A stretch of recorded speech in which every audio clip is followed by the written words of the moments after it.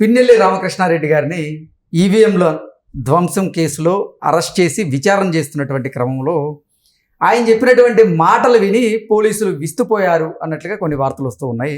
వాటిల్లో భాగంగానే పిన్నెల్లి రామకృష్ణారెడ్డి అసలు పోలింగ్ బూత్లోకి వెళ్ళలేదని, ఆయన ఎటువంటి ఈవీఎంలను ధ్వంసం చేయలేదు అంటూ విచారణలో భాగంగా ఆయన చెప్పినట్టుగా తెలుస్తోంది. ఏంటి సార్ అసలు ఏం జరిగింది ఈ విచారణలో? ఆ విచారణ కనుక చూస్తే పోలీసుల్ని పిన్నెల్లి రామకృష్ణారెడ్డి విచారించారా లేదంటే పోలీసులు ఆయన్ని విచారించారా అనేది అర్థం కావట్లేదు. అంటే రివర్స్ లో ఉందంటారు మొత్తం. ఆ విచారణ చూస్తుంటే రివర్స్ లో ఉన్నట్టే కనపడుతుంది. అంటే ఆంధ్రప్రదేశ్ పోలీసులు ఇప్పటికీ కూడా వైఎస్ఆర్ కాంగ్రెస్ పార్టీ లీడర్స్ ని టచ్ చేయడానికి కానీ, వైఎస్ఆర్ కాంగ్రెస్ పార్టీ లీడర్స్ ని విచారించడానికి కానీ సాహసం చేయలేనటువంటి పరిస్థితిలో ఉన్నారు అని చెప్పి ఈ సంఘటన బట్టి మనం ఒక అభిప్రాయానికి రావచ్చు. కారణం ఏంటంటే పిన్నెల్లి రామకృష్ణారెడ్డి డైరెక్ట్గా పాల్వాయి పోలింగ్ కేంద్రానికి వెళ్ళి ఈవీఎం ధ్వంసం చేసినటువంటి వీడియో ప్రతి ఒక్కరికి తెలుసు, అందరికీ తెలుసు. తెలియని వాళ్ళు అంటే బహుశా ఎవరు ఉండరు. కానీ విచారణలో ఆయన ఏం చెప్తున్నారు, నేను అసలు ఆ బూత్ వైపే వెళ్ళలేదు, నేను బూత్ వైపే వెళ్ళినప్పుడు అసలు ఈవీఎంని ధ్వంసం చేసిన ప్రశ్నే ఉత్పన్నం కాదని చెప్పాడు. మరి ఒక వీడియో బయట సోషల్ మీడియాలో సర్క్యులేట్ అయింది, దాంట్లో ఉన్నది ఆయన కాదంటున్నారా? అదే చెప్తుంది. ఆయన విచారణలో ఏం చెప్పారు, అసలు నేను అటువైపు వెళ్ళలేదు, అటువైపు వెళ్ళినప్పుడు అసలు నేను ఈవీఎం ధ్వంసం చేశాను ప్రశ్నే ఉత్పన్నం కాదని చెప్పి పోలీసులకి ఎదురు ప్రశ్న వేయటంతో పోలీసులకి అసలు మైండ్ బ్లాంక్ అయిపోయింది. మరి ఆ వీడియోలో ఉన్న వ్యక్తి ఎవరు? ఆ వీడియో ఉన్న వ్యక్తిని సృష్టించారని చెప్తున్నాడు. ట్యాంపరింగ్ చేశారంటున్నా. అంతే కదా, నేను అటువైపు వెళ్ళలేదని చెప్తున్నాడు కదా. నేను అటువైపు వెళ్ళలేదు, ఆ వీడియో సంగతి నాకు తెలియదు, ఆ వీడియోని ఎవరు క్రియేట్ చేశారో ఎవరు దాన్ని పెట్టుకున్నారో నాకు అసలు తెలియదు, నేను కడిగిన ముత్యాన్ని, నా అంత నిజాయితీ పరుడు ఉండడు అని చెప్పి ఆయన పోలీసులకు చెప్తే పోలీసులు ఆయన చెప్పింది రాసుకొని కోర్టుకు సబ్మిట్ చేశారు. ఇది ఏపీ పోలీసుల యొక్క తీరు. అంటే ప్రపంచంలో మనిషిని పోలిన మనుషులు చాలా మంది ఉంటారు, 7 ఉంటారంటూ కొన్ని వార్తలు వచ్చిన క్రమంలో, అంటే ఆయన పోలిన మనిషిని ఎవరన్నా తీసుకొచ్చి పోలింగ్ బూత్ లో కూర్చోబెట్టారని ఆయన ఒపీనియన్. ఇప్పుడు చట్టాలను కానీ లేదా వ్యవస్థలను కానీ ఏ స్థాయిలో డైవర్ట్ చేయొచ్చు, ఏ స్థాయిలో ఉపయోగించుకోవచ్చు, ఏ స్థాయిలో వాటిని పక్కదోవ పట్టించు అనే దాంట్లో నిష్ణాతుడు జగన్మోహన్ రెడ్డి. జగన్మోహన్ రెడ్డి శిష్యులు వీళ్ళు. జగన్మోహన్ రెడ్డి ఏం చెప్పాడు, వైఎస్ఆర్ కాంగ్రెస్ పార్టీకి ఓట్లు పట్టలేదు, అందుకే ఈవీఎంను ధ్వంసం చేశాడు పిన్నెల్లి రామకృష్ణారెడ్డి, తప్పేంటి అని చెప్పి అన్నాడు. నెల్లూరు జైల్లో ఉన్నట్టు రామకృష్ణారెడ్డిని పరామర్శించిన తర్వాత ఆయన పెట్టినటువంటి ప్రెస్ మీట్ కదా, మీడియాతో మాట్లాడాడు ఆయన. ఆ సందర్భంగా చెప్పింది అదేగా, అక్కడ ఓట్లు పట్టలేదు వైఎస్ఆర్ కాంగ్రెస్ పార్టీకి, అందుకే ఆయనకి కడుపు మండేసి బీపీ ఎక్కువ అయ్యి పగలగొట్టాడు అని చెప్పాడు. అంతే కదా చెప్పింది. అంటే ఆ పోలింగ్ బూత్ లో రెగ్గింగ్ జరుగుతుందని సమాచారం అందింది, అది ఆపడానికే పిన్నెల్లి రామకృష్ణారెడ్డి అక్కడికి వెళ్ళినట్టుగా చెప్పాడు. రిగ్గింగ్ జరుగుతుందని కాదు, రిగ్గింగ్ చేయలేదు అందుకని పాల్గొట్టాడు అని చెప్పాడు. రిగ్గింగ్ చేస్తుంది అడ్డుకోవడానికి పోయాడంటే అది అర్థం ఉంది, రిగ్గింగ్ చేయలేదు అందుకని పాల్గొట్టాడు అని చెప్పాడు. సార్ ఇక్కడ జగన్మోహన్ రెడ్డే ఒప్పుకుంటున్నాడు ఆయన పోలింగ్ బూత్ లోకి వెళ్ళినట్లుగా, మరి పిన్నెల్లి రామకృష్ణారెడ్డి నేను కాదు అని వారిస్తున్నాడు. మరి పోలీసు వాళ్ళు ఏం చేయబోతున్నారు? అదే చెప్పేది, చెప్పేవాడికి వినేవాళ్ళు కొంట అలా వాళ్ళు చెప్తున్నారు. పిన్నెల్లి రామకృష్ణారెడ్డి జగన్మోహన్ రెడ్డి, లోకం ఎవరంటే పోలీసులు వాళ్ళు ఏం చెప్తే అది రాసుకోకపోతే అంతే ఉంటది. ఇదే పోలీసులు రఘురామకృష్ణరాజు విషయంలో ఏం చేశారు, థర్డ్ డిగ్రీ ప్రయోగించారు కదా. వీడియో కాల్ జగన్మోహన్ రెడ్డి చూపించారని చెప్పి తిరుమలారు చెప్తున్నారు కదా. అదే కాదు, ఆయనే కాదు, ఇప్పుడు ఆంధ్రప్రదేశ్ సిఐడి జగన్మోహన్ రెడ్డి ముఖ్యమంత్రిగా ఉన్నప్పుడు ఏం చేసింది అనేది అందరికీ తెలుసు కదా. ఏ ఆంధ్రుడి సామాన్య పౌరుడిని కదిలించినా కానీ ఏపీ సిఐడి ఏం చేసింది జగన్మోహన్ రెడ్డి ముఖ్యమంత్రిగా ఉన్నటువంటి సమయంలో అనేది ఎవరినైనా చెప్తారు.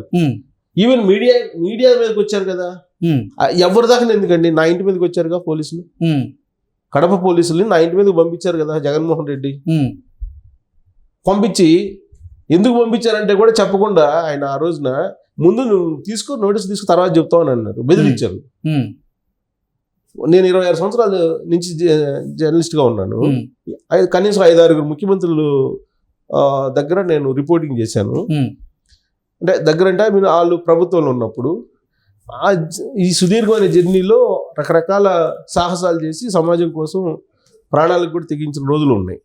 మరి నాలాంటి జర్నలిస్ట్ మీదకి పోలీసులను పంపించి బెదిరించడానికి ప్రయత్నం చేశారే, మరి వీడియో వచ్చి ఎవిడెన్స్ ఉండి ఈవీఎంలు పగలగొట్టారని చెప్పేసి రామకృష్ణారెడ్డి మీద మొత్తం కోడే కూర్చుంటే జనము పోలీసులు ఆయన చెప్పింది రాసుకొని వచ్చి కోర్టుకు సబ్మిట్ చేస్తున్నారని అంటే ఇవాళకి కూడా పోలీసు వ్యవస్థ జగన్మోహన్ రెడ్డికి సేవ చేస్తున్నట్టు అనుకోవాలా, లేదంటే విచారణ అంటే వాళ్ళు చెప్పింది రాసుకొని రావటమా? పోలీస్ విచారణ అంటే వాళ్ళు చెప్పింది రాసుకొని రావటమా? నిందితుడు చెప్పింది రాసుకొని రావటం కాదు కదా విచారణ అంటే.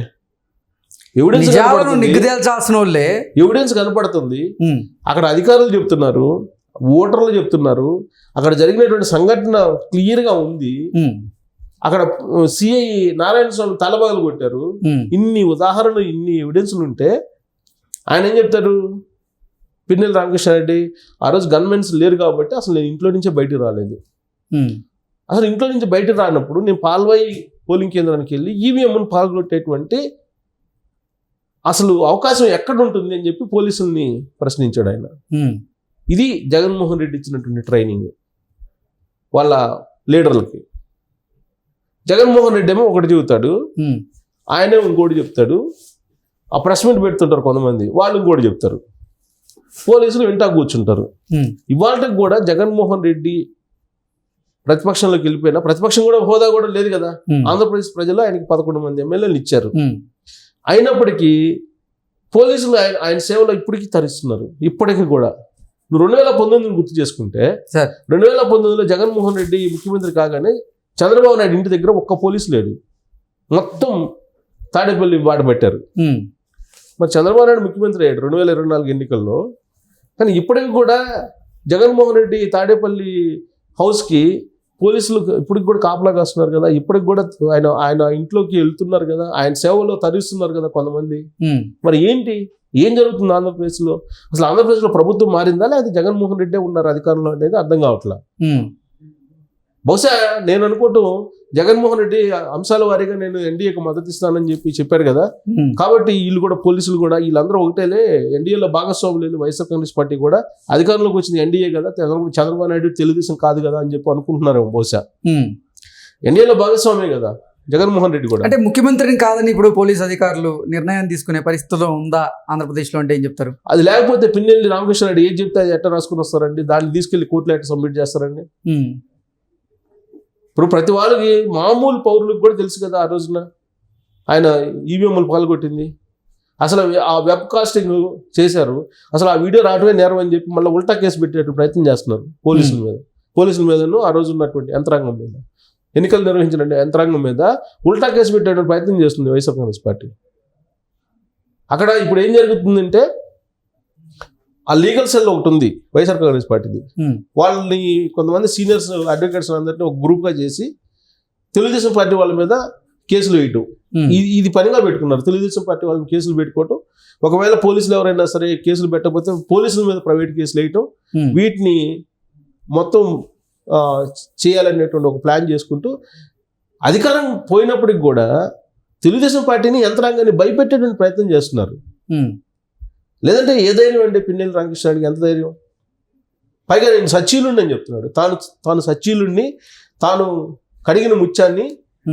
ఆ మాచర్ల ప్రజలందరూ కూడా నన్ను నిజాయితీపరుని గుర్తించి 4 సార్లు గెలిపించారు అని చెప్తుంటే జగన్మోహన్ రెడ్డి కూడా అదే చెప్తున్నాడు కదా. మంచోడు కాబట్టి గెలిపించారు, చెడ్డోడైతే ఎందుకు గెలిపిస్తారు అన్నిసార్లు? కాబట్టి పోలీసులు తెలుసుకోవాలి ఆయన నిజాయితీ అని చెప్పి జగన్మోహన్ రెడ్డి చెప్తున్నాడు. కాబట్టి పోలీసులతోటి ఆడుకుంటున్నారు ఇప్పటికి కూడా జగన్ అండ్ టీం. జగన్ ఇచ్చినటువంటి ట్రైనింగ్ బహుశా నేను అనుకోవటం భారతదేశంలో ఏ ముఖ్యమంత్రికి కూడా పోలీసు వ్యవస్థ మీద కానీ, జ్యుడిషియరీ వ్యవస్థ మీద కానీ, ఎగ్జిక్యూటివ్ వ్యవస్థ మీద కానీ ఆ వ్యవస్థల్ని తనకు అనుకూలంగా మలుచుకోవటంలో జగన్మోహన్ రెడ్డి ఆరితేరిపోయాడు అనుకోవచ్చు. అధికారంలో ఉన్నా లేకపోయినా దాని పరిణామమే ఇప్పుడు పిన్నెల్లి రామకృష్ణారెడ్డి సంబంధించినటువంటి కేసు అని చెప్పి మనం విశ్లేషణ చేసుకోవచ్చు. Okay sir, thank you so much.